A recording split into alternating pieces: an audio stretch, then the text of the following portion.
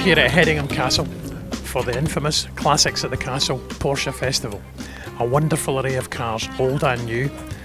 Perfect example here, the number 23917 gave Porsche their first outright win at Le Mans in 1970.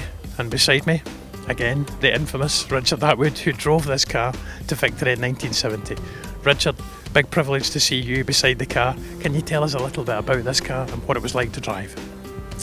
Well, in the early days, the first of the 917s were not very nice to drive because they were aerodynamically unstable, but this particular car became very stable and became a very good car.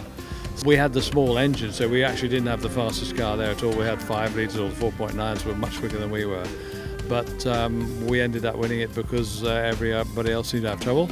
And in fact, after only 10 hours of the race, we were in the lead, which was ridiculous because I didn't expect to be in the lead at any time. But and we then maintained that to the end. So actually, it was very uncomfortable to lead all the way through because if you're catching somebody, it's much easier to drive your race, but to defend the lead is much more difficult. And it was very wet that year as well, so it was tricky. Compared to a modern Porsche, what is the car like to drive? Well, I mean, if you're talking about a modern road car, then of course it's very physical. No power steering, of course. The engine was very critical, or the gears were very critical, that you actually had to make sure that it was in the gear because there was very little margin if you missed a gear, and all works drivers actually managed to blow them up because in a race situation, you're grabbing a gear quickly, you can easily miss it. Richard, it was a hugely important win for Porsche, but for you as a driver, how important was that in your career? Well, now one looks back and it's such a famous race. It's a much more famous race now, I think, even than it was then.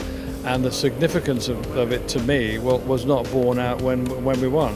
And the realisation, I suppose, didn't come to me, but I was physically drained at the end of the race anyway, and I thought I was just a bit of a wuss, but in fact I had mumps in my neck, and so I couldn't really eat during the race. And I went to the dinner after the race, and I just could not stay awake, and I had to leave the celebration party. So that's how bad I was, and I really thought it was myself on my own, but it wasn't. I had ailments that I didn't know about until I got home on Tuesday. It must be emotional for you to see the car. How do you feel when you see the car again? It's like a very familiar face, or but it's like an old friend. Yeah. Brilliant. Well, Richard, it's great to see you here. Big privilege to see you with the car, and I hope you enjoy the rest of your day. Thank you. Yeah, no, well, I'm sure we will.